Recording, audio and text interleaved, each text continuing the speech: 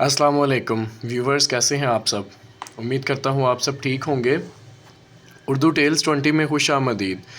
आज हम डिस्कस करने जा रहे हैं सेकंड ईयर क्लास में सियाकुसबाग के हवाले से तशरीह का question, how to solve interpretation question with context in the Urdu paper. Urdu paper में सियाकुसबाग के हवाले से तशरीह का सवाल कैसे हल करते हैं।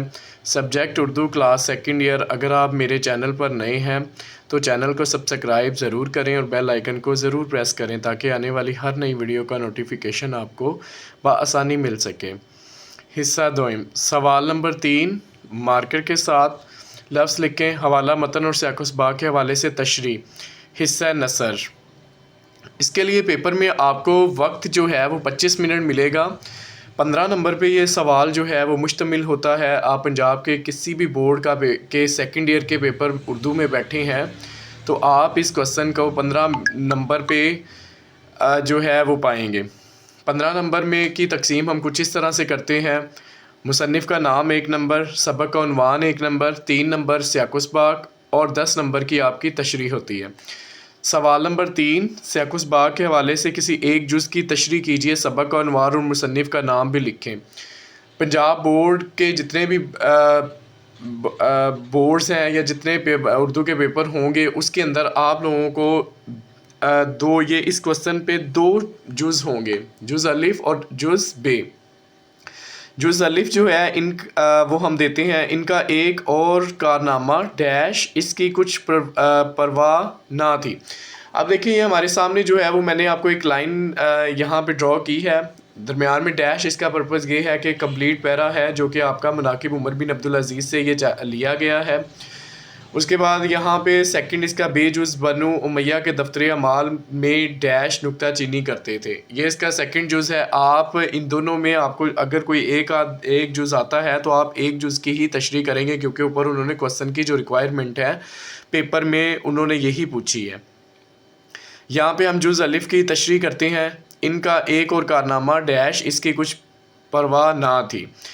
हवाला मतन मार्कर के साथ लिखें, ठीक है। सबक का नाम यहाँ पे जो उन्होंने जुज़ अलिफ हमने लिखना है, इनका एक कारनामा डैश, इसकी कुछ परवाह ना थी। पेपर में हमारे पास टाइम को मैनेज करना बहुत मुश्किल हो जाता है तो इस वजह से हम इस वो पूरे पैरे के स्टार्ट के 2-3 लफ्ज़, दरमियान में डैश और लास्ट के 2-3 वर्ड्स से हम ये पूरी लाइन को डिज़ाइन करते हैं। हवाला मतन मार्कर के साथ लिखें। फिर सबसे पहले आप हवाला मतन में सबक का नाम मुनाकिब उमर बिन अब्दुल अज़ीज़, मुसन्निफ़ का नाम इलामा शिबली निमानी, माखिज़ हमारे पास है मकालाते शिबली जल्द चहारम, सिनफ़ हमारे पास है मकाला या सीरत निगारी। अब हवाला मतन में 2-4 चीज़ें शामिल हैं जिसमें 2 चीज़ों के मार्क्स हमें मिलते हैं, जैसे सबक का नाम और मुसन्निफ़ का नाम। माखिज़ और सिनफ़ अगर हम लिखते हैं तो ये हम चेकर पे अच्छा इंप्रेशन डालते हैं। जो अगर हम चेकर पे अच्छा इंप्रेशन डालेंगे तो हमारे मार्क्स अच्छे आने की बहुत उम्मीद है। सियाकुसबाग मार्कर के साथ लफ्ज़ लिखें। आप कोई सा भी सियाकुसबाग लिख रहे हैं उसका आगाज़ कुछ इस तरह से आपने करना है। तशरीह तलब इक़्तिबास उर्दू की दरसी किताब के सबक मुनाकिब उमर बिन अब्दुल अज़ीज़। यहाँ पे मैंने मुनाकिब उमर बिन अब्दुल अज़ीज़ का मुसन्निफ़ का नाम लिखा है। यहाँ पे आप कोई पैरा जिस चैप्टर्स के अंदर से आता है आप वहाँ पे यहाँ पे उसका नाम लिख सकते हैं। आगे एक चीज़ और मैं बताता चलूँ कि पैरे को आपने जज करना है कि चैप्टर के उन्होंने स्टार्ट से दिया है, दरमियान से दिया है या इख्तिताम से दिया है, यानी आगाज़, दरमियान, इख्तिताम, उसकी जजमेंट आप लोगों ने, आप स्टूडेंट ने करनी है। से लिया गया है जो कि मुसन्निफ़ के मशहूर ज़माना किताब मकालाते शिबली जल्द चहारम से मुंतखब किया गया है। इलामा शिबली सबक में बयान किया है कि इलामा शिबली ने सबक में बयान किया है कि यहाँ तक जो है वो आपकी हर लाइन जो है वो हर सियाकुसबाग में सेम होनी चाहिए। आप यहाँ पे मशहूर ज़माना किताब मकालाते शिबली जल्द चहारम, ये चीज़ आप अपने पैरे को सियाकुसबाग के पैरे को मद्देनज़र रख के देख के करेंगे।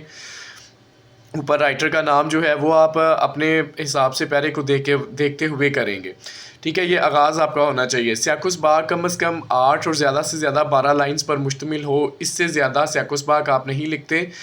आप एक शीट का यूज़ करते हैं। स्टार्ट में सबसे पहले आप सवाल नंबर 3 लिखते हैं, उसके बाद आप सियाकुसबाग के हवाले से किसी एक जुज़ की तशरीह, सबक का उन्वान और मुसन्निफ़ का नाम लिखते हैं।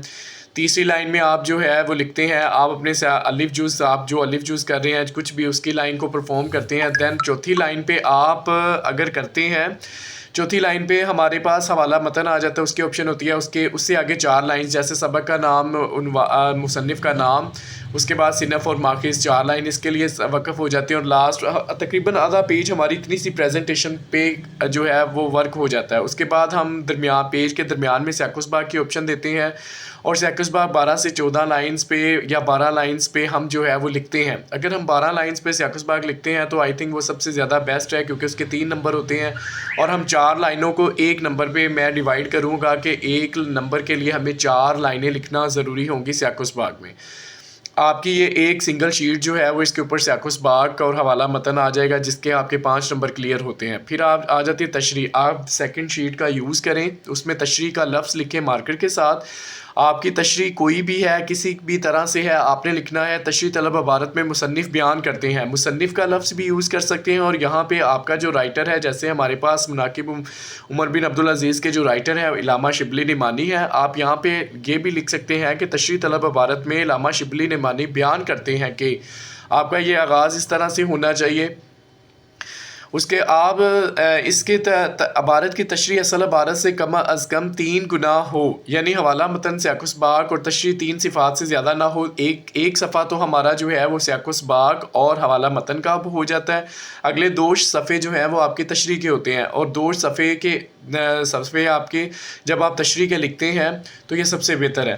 اب میں یہاں پہ اسٹوڈنٹس کے لیے ایک فائدہ اور کہتا چلتا ہوں. اگر فار ایگزامپل آپ کو جو انہوں نے پیرا دیا ہے اس کی تشریح کرنی نہیں آ رہی، مطلب آپ کے پاس ٹائم کم تھا، یا کسی وجہ سے آپ نے تشریح کو نہیں پڑھا، یا کسی وجہ سے آپ کو یاد نہیں ہوا، تو آپ کیا کام کریں کہ جس سٹوری یا جس سبق کے اندر سے آپ کو وہ پیرا دیا گیا ہے اس کا خلاصہ آپ کو یاد ہوگا، اسی خلاصے کو اٹھائیں اور اپنے الفاظ میں بیان کر دیں تشریح کے اندر. ٹھیک ہے، 2 پیجز پہ آپ نے تشریح کرنی، 2 سے 2.5 پیج بھی لے جائیں، 3 پیج بھی لے جائیں، لیکن 2 پیج تو مسٹ ہونے چاہیے 10 نمبر کے لیے.